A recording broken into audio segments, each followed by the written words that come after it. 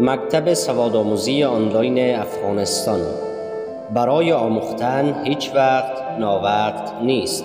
مکتب سوادآموزی آنلاین افغانستان افتخار دارد که صنوف آنلاین سوادآموزی را در خانه‌های شما برگزار می‌نماید تا فامیل، اقارب، اطفال، دوستان، آشنایان و هموطنان عزیزی که از سواد ابتدایی محرومند بتوانند به سواد خواندن و نوشتن در مدت فقط 3 ماه به صورت کاملا تضمینی دست یابند و از دریای بیکران علم و دانش اندکی چشیده باشند.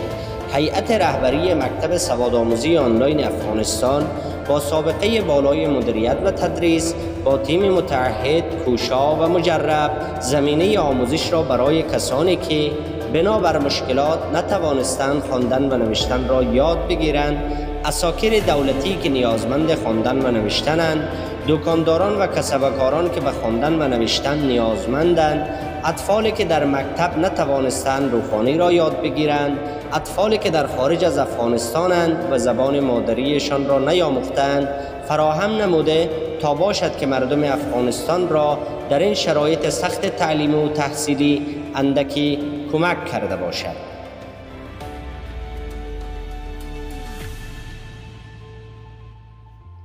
مزایای دوره 3 ماهه: کتاب کاملا جدید و مفید، اساتید مجرب و مسلکی، کار خانگی همه روزه، امتحانات هفته‌وار و ماهوار، ارتباط همیشگی با اولیای اطفال، نتیجه تضمینی در صورت پایبندی شاگرد، تدریس از واتساپ و گوگل میت. فیس کامل دوره فقط 500 افغانی. اهدای تحصیلنامه و تصدیقنامه در جریان و اخیر دوره. ثبت نام جریان دارد. راه‌های ارتباطی: واتساپ 0702 777 537. تماس 0700 85 85 89. بیایید با بیسوادی مبارزه نماییم.